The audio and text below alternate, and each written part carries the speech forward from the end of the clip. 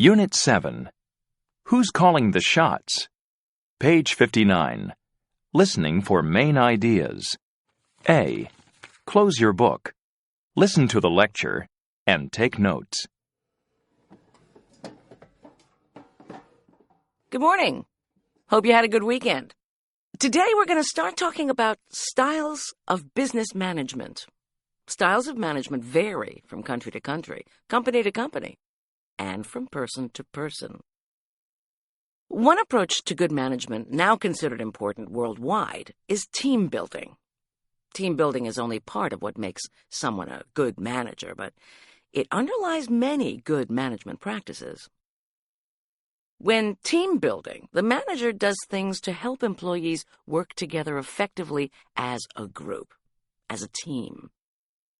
This is based on the idea that the manager's job isn't simply to tell people what to do, but to help solve problems and help people communicate so they work well together. This approach emphasizes employee relations, and it benefits the company. It hasn't always been this way. Not so many years ago, there was an attitude in American companies of what the manager says goes. Employees were expected to do what they were told. But we're seeing a new paradigm because companies have realized that employees don't do their best work when they're treated like this. This was a big change in American management style, perhaps influenced by the Japanese model. First, in order to build a team, a good business manager knows that different people are good at different things and values the special skills that each employee brings to the company. A good manager needs to find a way to let the employees know that their particular skills are important to the company. The employees are then more likely to do their best when they feel valued and value each other. A strong manager knows how to build a team of employees who help each other do their best work. So, what can a manager do to help employees feel they're valued, like part of the team? Let's consider a situation at a company called the ABC Company. Let's say there's a new manager in the office, Mrs. Gomez, and she's made some changes. One day, an employee, Mrs. Parks, decides to approach Mrs. Gomez about some problems she is having at work. Mrs. Parks has worked at the company for more than 10 years. The new changes make it difficult for her to do her job well. She's stressed, and this is affecting her job performance. So, Mrs. Gomez and Mrs. Parks talk. Mrs. Gomez listens. She knows she has made some changes and that the office isn't being run like it was before, but she tells Mrs. Parks to try her best and to give it more time. Oh, I see a question. Anna? I'm not clear. What kind of changes are you talking about? Oh, well, let's say one change is that before you gave a rough draft of your report to the secretary and she edited it and sent it out. Now, the secretary doesn't do this for you. You have to do it yourself. She changed the way the office was organized. Oh, okay. Later that night, Mrs. Gomez thinks about what Mrs. Parks said. She thinks it's possible that other people in the office are having problems, too. Mrs. Gomez knows that she needs a strong team to be a successful manager. She also needs a stable group of employees. She doesn't want people to leave.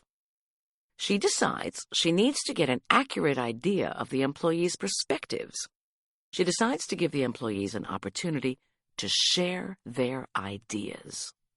She wants to show them she values their work and their experience at the company.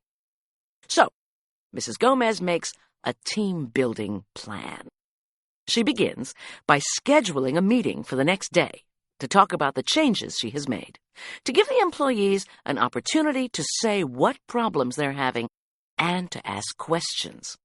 At the end of the meeting, she gives the employees some questions to answer in writing to make it easy for them to share their ideas. She tells them she will use the answers they write and the ideas from the meeting to decide on the next step in the office. Let's consider the kind of questions she gives them.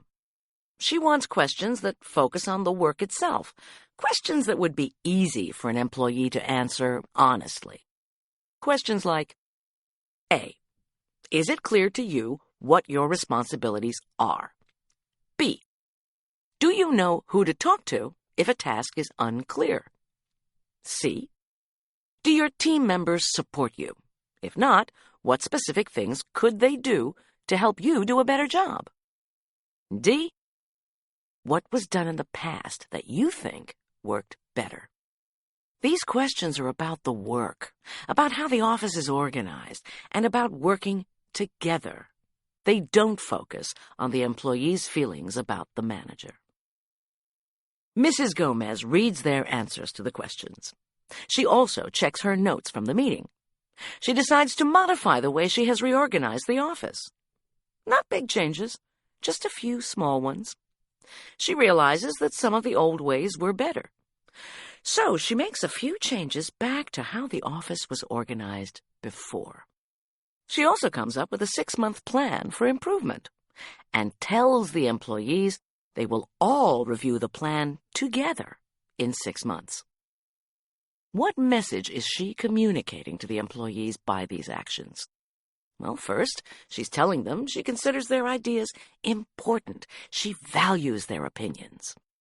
Second, she is telling them she is in charge, but she values what they say. Third, she's telling them that change is not necessarily good if there is no good reason for it.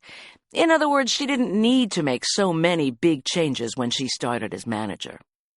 And finally, she is telling them that she is human, that she can admit her mistakes, and that she is willing to do what benefits the group. This puts her on the road to gaining their support and to being a successful manager. Now, on to the third part of her plan. Mrs. Gomez plans a picnic at the park near their office. They have lunch, play games, and talk. They laugh and joke and relax. By the end of the day, they know each other better. Hopefully, this will help them work together better as well. Let's review the 3 parts of Mrs. Gomez's team-building plan. She had a meeting, she gave employees questions about the office organization, and she planned a fun activity to help them get to know each other. We can see that her plan is based on the importance of solving problems and on the belief that communication is vital in order to succeed as a team. This is a key point. Her plan is based on the idea of solving problems and employees sharing ideas. Any questions? Felipe?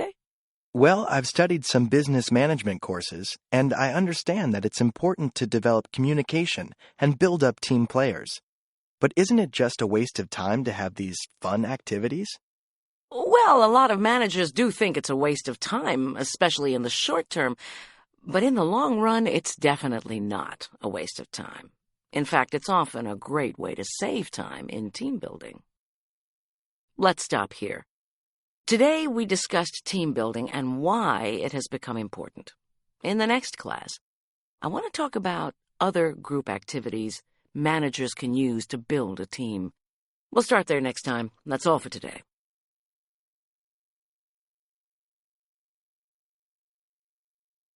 Page 60. Listening for details. A. Close your book. Listen to the lecture again. Add supporting details to your notes and correct any mistakes.